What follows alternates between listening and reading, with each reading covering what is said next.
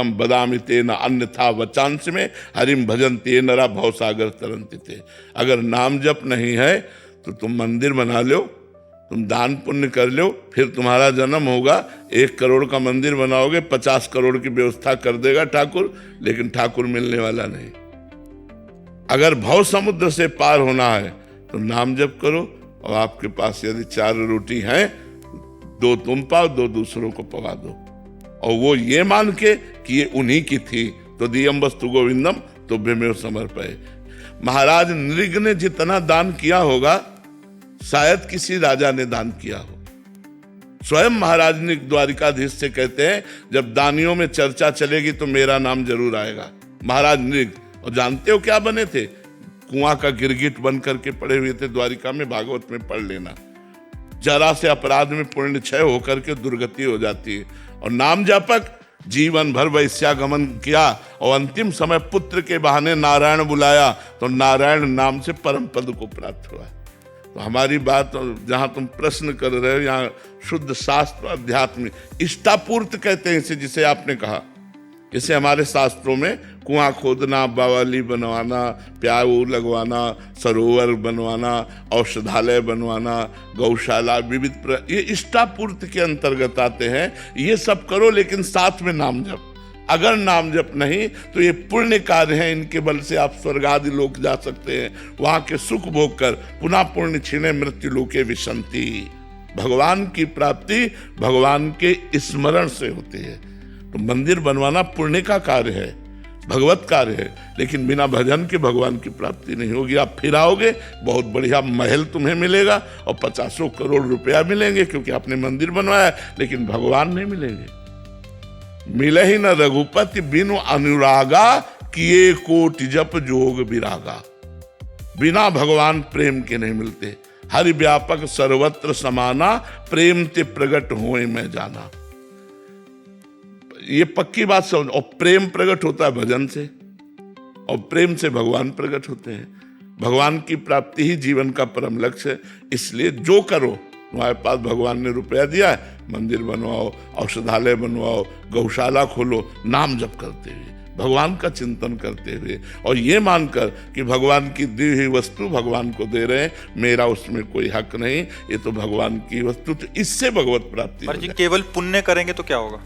स्वर्ग आदि लोकों को जाओगे, पुण्य छिड़े मृत्यु लोके विसंति, पुनः मृत्यु लोक में जन्म होगा। तो ये तो कोई ज्यादा खास बात तो यही तो, इसीलिए इसका कोई महत्व नहीं है। एक नया स्वप्न जैसा देख लो, 1000-2000 वर्ष का, और बस फिर आकर के मृत्यु लोक में क्या बनना पड़ेगा। महाराज नहुष देव राजेंद्र की पदवी पर बैठे और पुण्य क्षीण हो गए, सची माता के प्रति गलत भाव कर लिया, तो अजगर की योनि में आके जन्मे थे। महाभारत में पढ़ के देख लो, सीधे इंद्र पद से ट्रांसफर हुआ अजगर योनि में।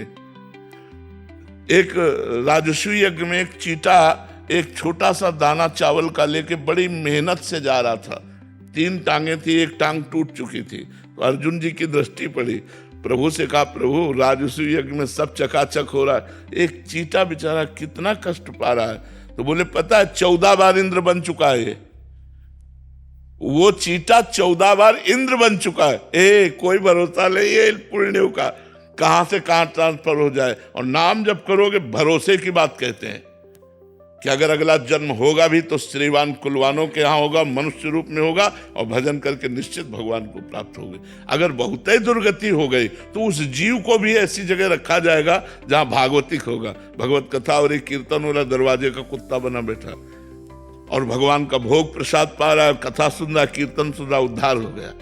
तो भगवान के नाम के सिवा हमें तो और कुछ उपाय नहीं। कलयुग केवल नाम आधारा, केवल नाम आधारा।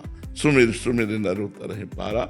नाम जप करो और सत्कर्म करो। ऐसा नहीं मैं मना कर रहे हैं, मंदिर बनवाओ, गौशाला खोलो, औषधालय, लेकिन नाम जप जरूर करो। नाम जप के बिना सब अधूरा हो जाएगा, क्योंकि वो पुण्यों से पुण्य फल मिलेगा, फिर मृत्यु लोक में जन्म होगा। तो हमारा जन्म मरण को जो रोकने का चक्र है, वो भगवान के नाम में सामर्थ्य है। महाराज जी ये बात तो अभी आपसे सुनने को मिल रही है, शास्त्रों में भी लिखा है महाराज जी, काफी महापुरुष कहते भी हैं, बट ज्यादातर महिमा कि ये पुण्य करो, ये करो, दान करो, ये करो, इसी में महाराज जी ज्यादा इसको भोजन पवाओ, ये भी अच्छा कार्य है महाराज जी, बट अच्छा भी लगता है। एक को भोजन पवाओगे तुम्हें 100 दिन के लिए भोजन की व्यवस्था हो जाएगी, 100 कम्बल बांटोगे 5,000 की व्यवस्था हो जाएगी, 1 अरब दान करोगे 100 अरब की व्यवस्था हो जाए। 1 अरब में तो बुद्धि ठीक नहीं हुई, 100 अरब में तुम्हारी बुद्धि कहां से भगवान में लगेगी। मेन जो पॉइंट की बात है कि हमारा संसार चक्र नष्ट होना चाहिए, दुख सुख से परे परमानंद की प्राप्ति के लिए उपाय है भगवान का भजन, भजन के बिना। पर महाराज जी भजन में तो बड़ा मन और ज्यादा उदास हो जाता, उसमें कंबल बांटे तो अच्छा भी लगता है कि 4 जने कह रहे हैं कि आ वाह कंबल बांटे, तो उससे अहंकार का पोषण होता है, वो डींगे हाँक हाँक करके अपने पुण्यों का नाश कर देते हैं, अहंकार की पुष्टता। अब भजन में तो टूटना है अंदर से, जलना है अंदर से। देखो भजन करके अभी जलाना शुरू कर देगा भजन, तो इसीलिए भजन सबसे होता नहीं, तो इसीलिए आवागमन नहीं रुकता। जब संत समागम होता है तो क्यों कहा गया कि सत्संगत संस्कृति कर अंता, बड़े भाग पाइब सत्संगा, तो बिना ही प्रयास होय भव भंगा। क्यों? क्योंकि सहज में वो बात हमें पकड़ में मिल जाती है, जो हम शास्त्रों का स्वाध्याय वर्षों करें और नहीं पकड़ में आएगी, वो 1 मिनट में संत संग में पकड़ में आ जाएगी। तो संत संग जैसे मिला, आप सुने, अब आप शुरू कर दे नाम जप करना और मंदिर बनवाए, गौशाला कर, तो आपका परम मंगल हो जाएगा, क्योंकि नाम चल रहा है इसलिए आपका परम मंगल। पर जी आप बहुत कड़वी दवाई देते हैं, कभी कभी मरना है, कटना है, जाना है, असली बात बता रहे, असली बात बता रहे हैं। बट महाराज जी वो अच्छा लगता है कि कंबल बांट दो इतने में चल जाएगा, इतने में या किसी को भोजन पवा दो, प्याऊ खोल लो, अच्छा लगता है महाराज जी। मतलब वो अलग अलग क्लास होते हैं ये वृंदावन है, वृंदावन में ये जो क्लास लगता है ये आध्यात्मिक क्लास है, प्योर आध्यात्मिक, नो इसमें मिलावट कोई चाल से नहीं मिलावट। स्वयं से ही भजन करने पर भगवत प्राप्ति होती है, पुण्य हो जाएगा, अनुष्ठान करने से आपके सुकृत बढ़ेंगे, लेकिन भगवत प्राप्ति नहीं होगी। भगवत प्राप्ति तो स्वयं के भजन करने से होगी, इसीलिए स्वयं का भजन करना बड़ा कठिन लगता है लोगों को, प्रायः ऐसा लगता है भगवत प्राप्ति नहीं हो सकती, पुण्य होगा,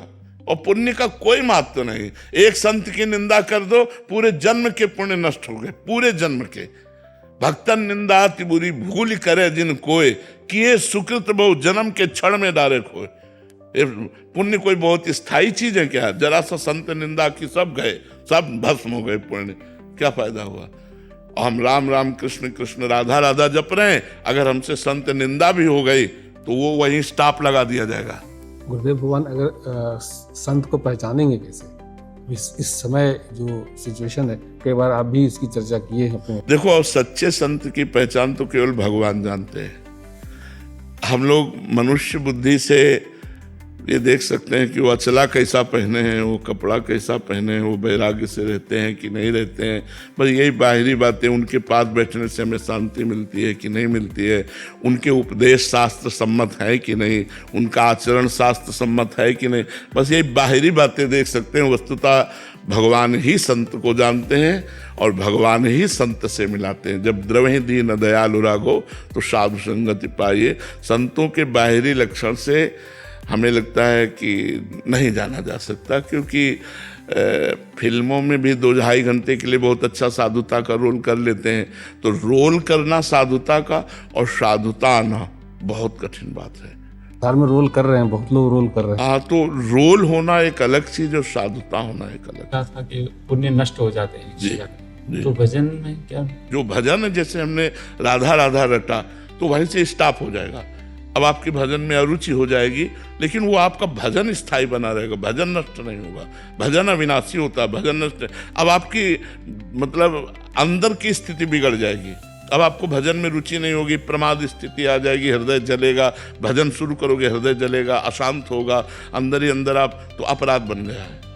अब जब तक वो अपराध मोचन नहीं होगा तब तक नाम चलेगा नहीं, लेकिन नाम नष्ट नहीं होगा। जितना भजन हो गया वो आपका सुरक्षित रहेगा, वो यही तो इसमें खास बात है। आप मर भी जाओ तो अगर 99 बार नाम जप किया है तो बिल्कुल 99 ही मिलेगा, 98 नहीं आएगा, 99 से ही शुरू होगा आपका भजन। भजन में यही खास बात है, भजन कभी नष्ट नहीं होता। महाराज जी इसमें 4 बातें, पाप, पुण्य अपराध और भजन। महाराज जी अपराध से आपने बोला कि हमारे जो पुण्य कार्य वो खत्म होंगे महाराज जी, और इधर भजन से पुण्य नहीं बढ़ेंगे, ये भजन अलग स्टॉक, ये अलग मार्ग है, ये अलग